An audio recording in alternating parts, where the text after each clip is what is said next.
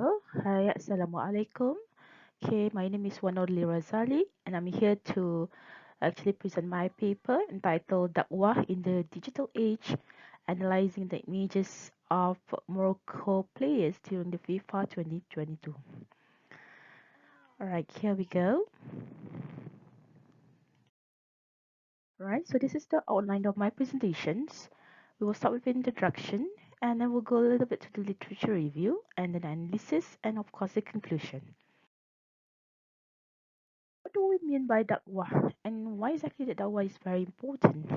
Because Quran says, right, and Quran instructs, God instructs us as believers. Okay, when He says in Surah Al-Nahl, okay, ayah 125, He says, "Invite all to the way of your Lord with wisdom and beautiful preaching, and argue with them in ways that are the best and most gracious. For your Lord knows best who have strayed from his path and who receive guidance." So here it is actually an instruction, right, that all of us should be doing preaching or da'wah to others. Yeah. So it's quite sad if, for example, some people says no, da'wah is actually not my part to do. Um, so it's not like that. Every Muslim should be doing da'wah. Okay, and of course, whether or not it's obligatory is actually depending on the school of thoughts that we are actually adopting. But we are definitely encouraged to do da'wah.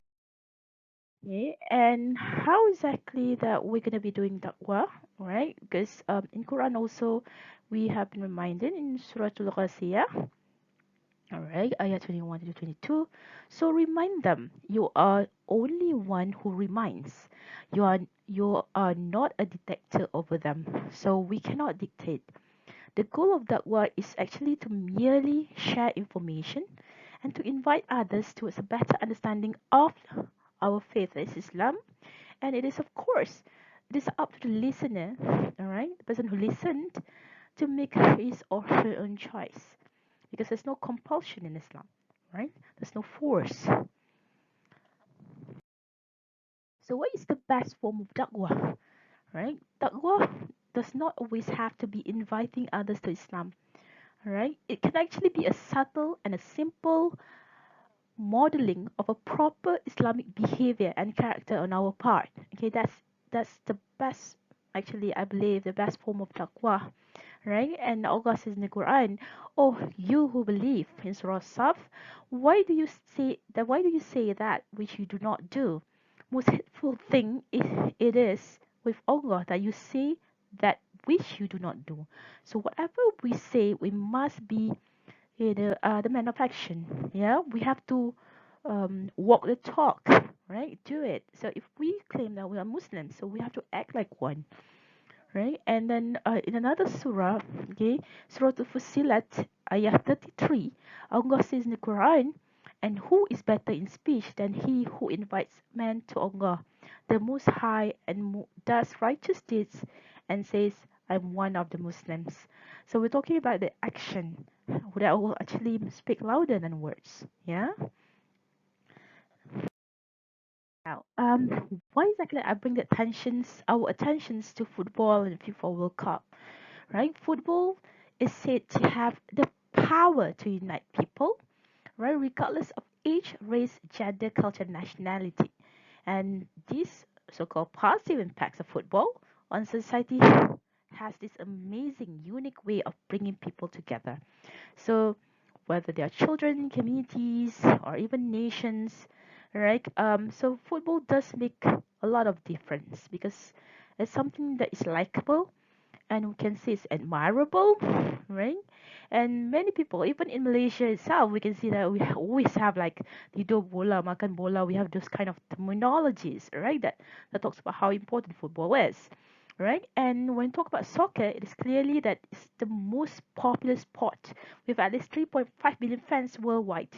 And FIFA World Cup would definitely have the most viewers, right?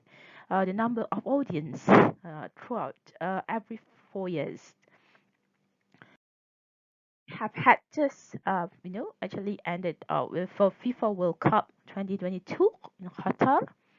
right? And according to one of the Qatar CEO of Generation Amazing, all right, Nasir Bukhari said that football and many other sports could be a very good tool for social development and a way of empowering youth globally. Right, so that's a very interesting statement. So how that actually influenced the youngsters' perceptions on sports, right? And then let's look at one of the when we talk about FIFA World Cup 2022, one of the most the one of the team that received most attention, I would say, is the Morocco national football team, right? We call them the Atlas Lions, right? They have actually become the first team of African country, as well as of the Arab country, that actually managed to kick into the FIFA World Cup semi-finals. That is actually pretty amazing, yeah.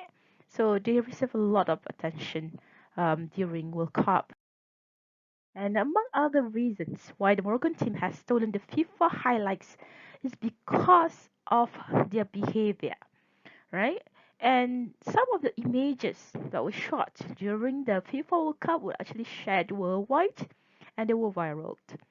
Okay, so that became a very interesting content to look at, because it has actually reached out to quite a number of people worldwide. Okay, so it comes to the research questions of how da'wah is conveyed through the images of the Morocco players, and how do youngsters respond to such images. That will be the two research questions that I have for this research paper. Here's the first one, the findings, okay, the analysis of what they do. Right now, Morocco team success celebrations are among the images that has been shared a lot. You know, there's like you have like 74K, right, over likes.